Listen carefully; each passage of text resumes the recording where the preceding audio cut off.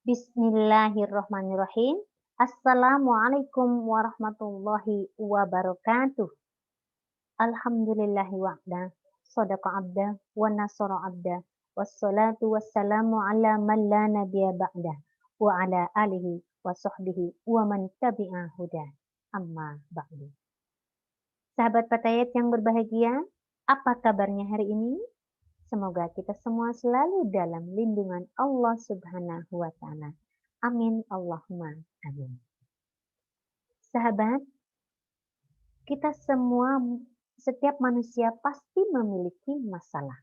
Ada yang memiliki masalah ekonomi, masalah keluarga, masalah pekerjaan, masalah persahabatan, dan segudang masalah-masalah lainnya.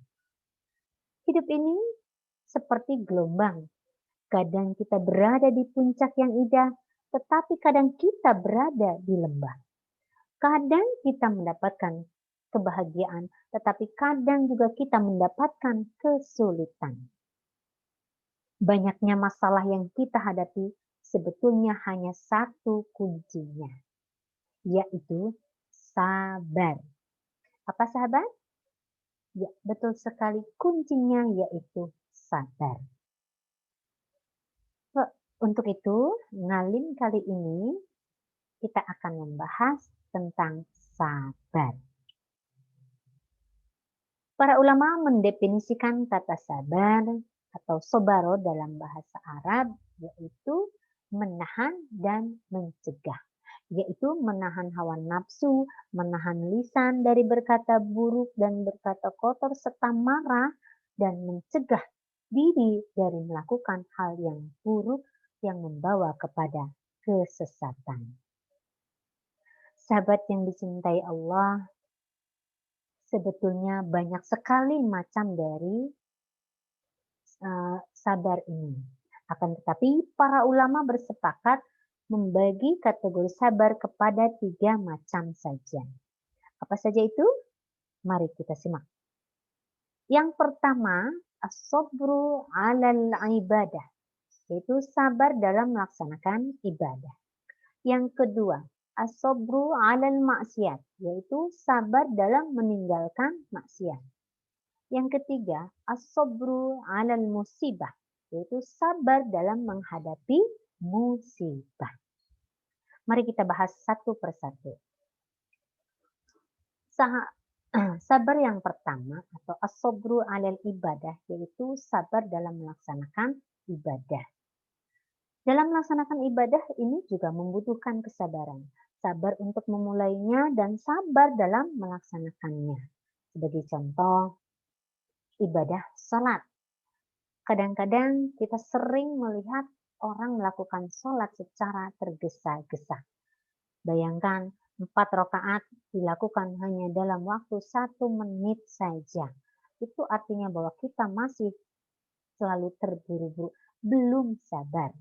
Begitu juga dengan contoh lainnya, yaitu seperti halnya berpuasa.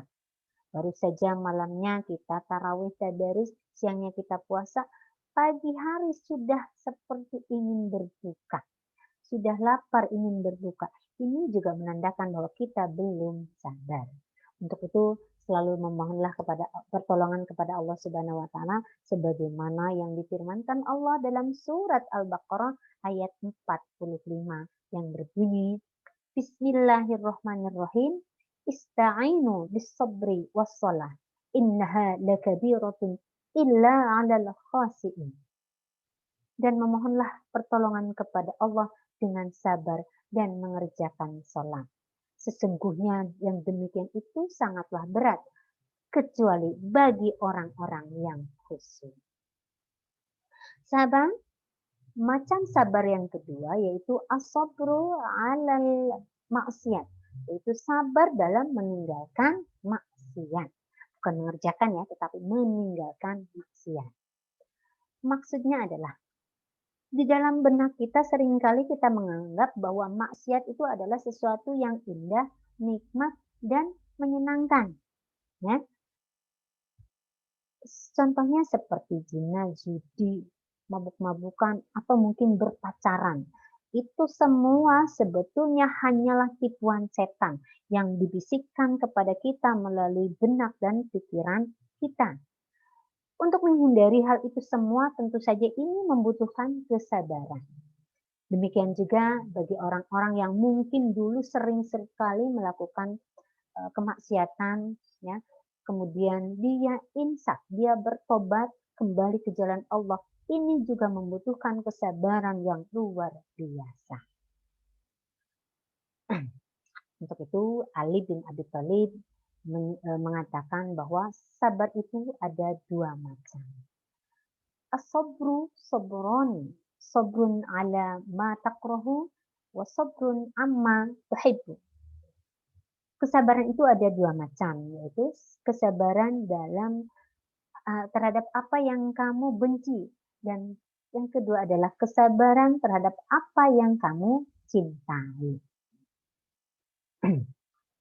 Itu dia. Dan yang ketiga, atau bentuk sabar yang ketiga yaitu as-sabru 'alal musibah. Sabar dalam menghadapi musibah. Dalam hidup ini hanya ada dua kenyataan. Ada bahagia dan sengsara. Ada senang dan ada susah. Ada berhasil dan ada gagal. Kita tidak mungkin selamanya bahagia, selamanya senang, atau selamanya berhasil. Mungkin kita pernah ditimpa sengsara, ditimpa susah, atau mungkin ditimpa juga kegagalan. Dalam menghadapi itu semua, tentu saja kita harus melakukan dengan sikap yang benar. Yaitu ketika kita mendapatkan kesenangan, kebahagiaan, kemudian juga keberhasilan, maka kita harus bersyukur. Dan begitu pula ketika kita mendapatkan musibah, mendapatkan kesusahan, kesulitan, dan bahkan kegagalan, maka kita harus bersabar. Demikian pembahasan tentang sabar yang dapat saya sampaikan pada kesempatan hari ini. Untuk itu, marilah kita sama-sama berdoa kepada Allah Subhanahu wa Ta'ala agar kita dijadikan sebagai orang yang sabar. Yuk, mari kita sama-sama berdoa. Berdoanya seperti ini. Bismillahirrahmanirrahim. Allahumma ij'alni sabura waj'alni syakura waj'alni fi ainin saghira wa fi a'yunin nasi kabira. Ya Allah, jadikanlah aku orang yang sabar dan bersyukur. Jadikanlah apa yang di mataku kecil dan di mata manusia besar.